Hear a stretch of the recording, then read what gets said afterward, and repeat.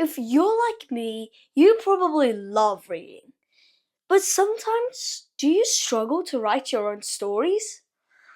Maybe you've wondered, why can't I write like the authors I admire?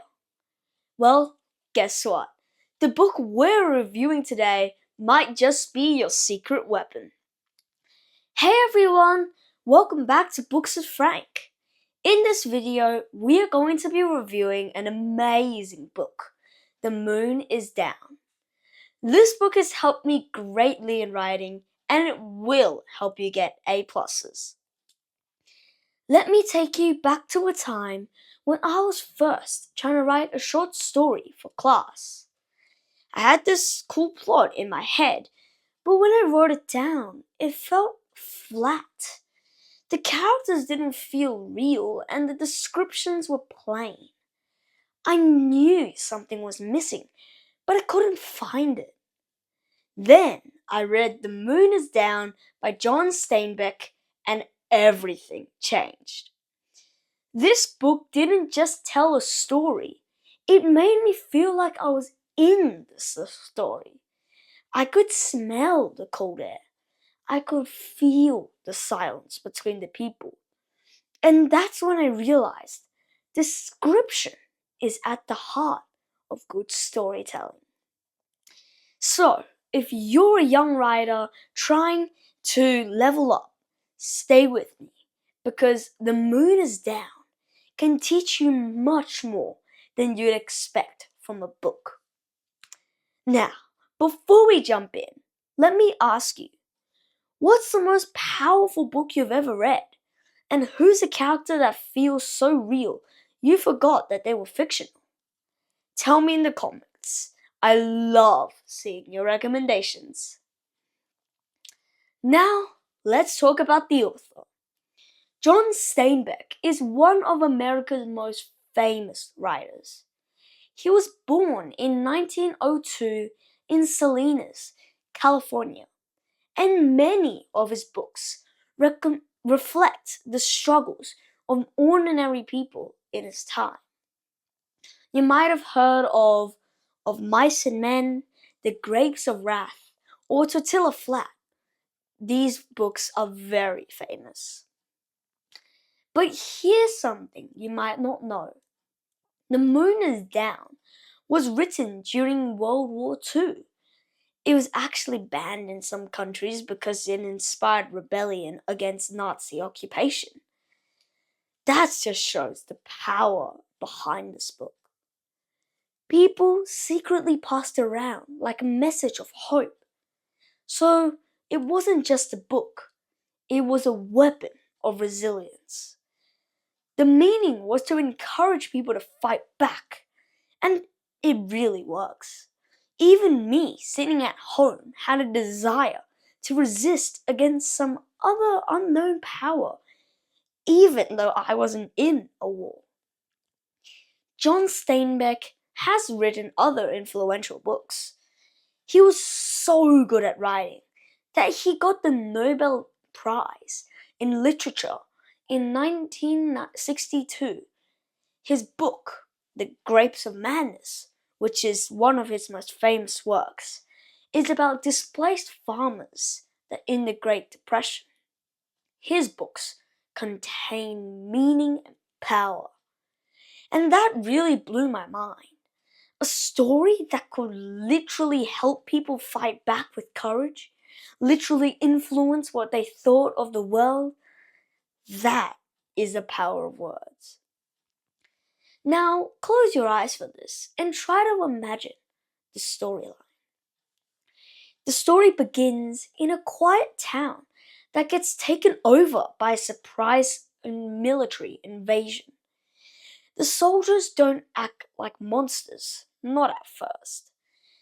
They don't destroy the town. They only attack those who are unobedient. They try to act friendly, some even polite. But underneath that, there's pressure and fear. The soldiers are ordered by their leader to force the townspeople to mine coal for the war. But the people don't want to be used. The mayor's home is accommodated, but more like being taken over, by the leader of the invasion, the colonel, and 5 soldiers. The townsfolk are confused and cold and angry. And what's so interesting is that they're not the only ones. The soldiers are just as miserable. They didn't ask to be amongst the guns. They miss home. They're tired. But they're still carrying out orders. And that's where the tension grows. The real question is, how long can everyone hold out? The cold weather arrives early, straight after the invasion. The people blame the soldiers for it, and the soldiers are starting to get nervous. After Captain Bentinck sacrifices himself to save Captain Loft from an attacker, the military force begins to tighten control, much to people's displeasure. Captain Bentinck was killed by a worker who was mad at the new laws that forced him to mine. He called himself a free man. He is executed, and that's met by widespread anger among the townspeople. One of the best parts is when the townsfolk start fighting back in small ways. Quietly, cleverly, not with big battles, but with tiny acts of rebellion, and that puts lots of pressure on the soldiers. Some escape, some ask for help for Europe, and when the Allies drop tiny but powerful bombs wrapped in chocolate for the townsfolk to pick up and attack the soldiers, that showed me what people were willing to do to get freedom. By the end, the soldiers are losing control. The commander threatens to execute the mayor if the sabotage continues. But the mayor, calm, wise, and unshaken, says something like, "It's no use. The people will keep fighting." And they do, by bombing up rails, sabotaging equipment, and doing whatever they can. The moment had me hooked. Now let's talk characters. The Mayor, Orden, is one of my most favorite fictional leaders. He doesn't yell or panic. He leads with quiet strength. He reminds me that resistance doesn't always look like action movies, with guns, bombs, and some intelligence. Sometimes it's just saying, "I will not be broken." The soldiers are complex too. When people imagine soldiers, they usually imagine people who sign up to fight and kill others. But this book shows that that's not the case. They're not just evil people. One of the soldiers in this book, Linuet Honda, writes poetry and dreams of love. And not everyone wants to be there. But they all end up breaking under the pressure, even when they have hope. Steinbeck doesn't write good versus evil. He writes humans versus fear, humans versus themselves. Now, let's get to the writing itself and why this book made me a better writer.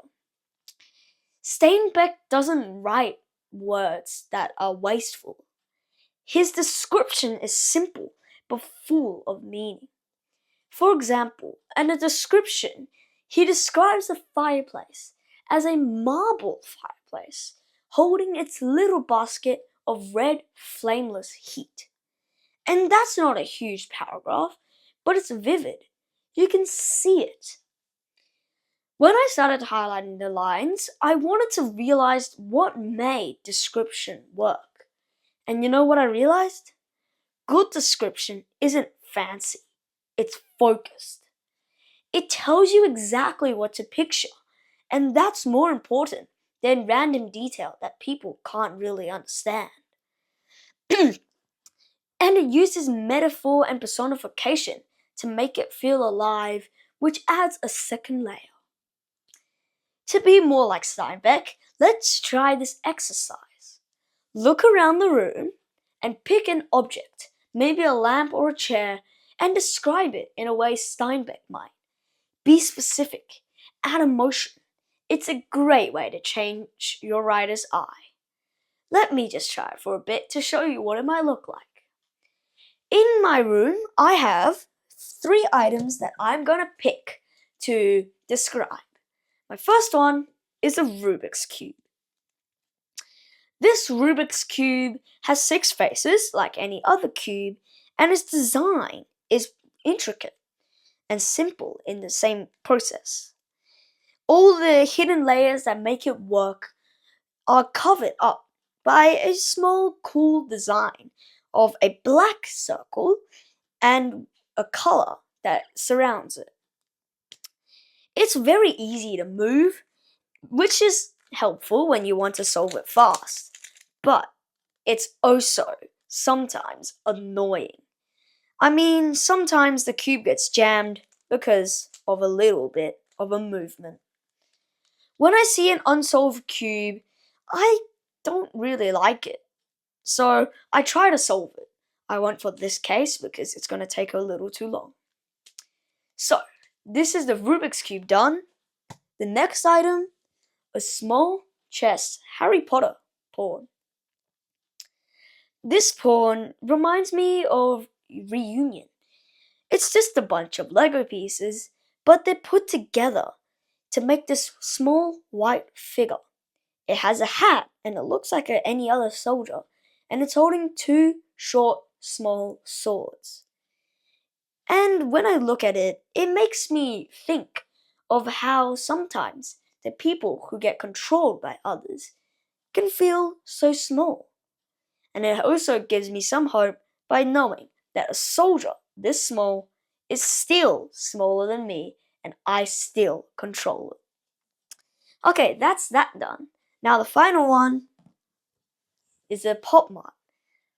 This pop mart is a wizard that looks pretty evil, and it just makes me feel more hope because it's kind of like a faithful companion. And when you start to imagine his powers, his purple crystals become more than just a display, but something that comes alive. And knowing, again, that this strong power is still within my hands, it makes me feel powerful. Okay, now let's get back to it. Steinbeck's writing was so descriptive. I felt like I could play a movie in my head with the plot and make it feel right.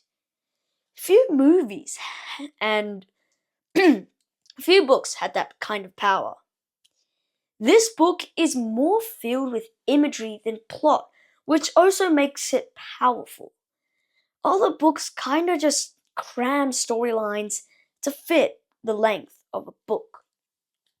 Also, Steinbeck's books have lots of symbolic figures, which helps his books become more powerful. In the pearl is not just an expensive thing. It's a symbol of greed. And the whole story is more than just someone who owns this pearl. It shows how people change when they get power that they don't want to let go.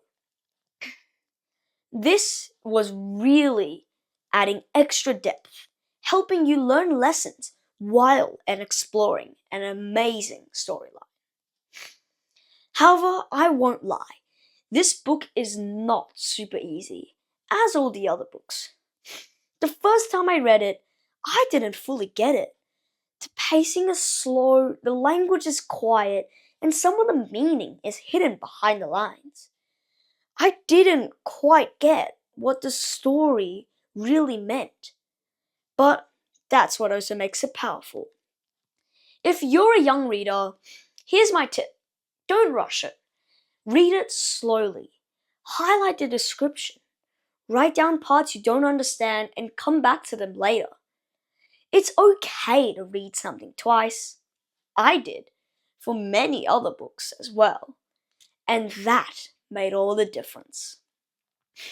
If you end up reading The Moon is Down, understand it and enjoy it and you want more books that challenge you to write better, try Of Mice and Men.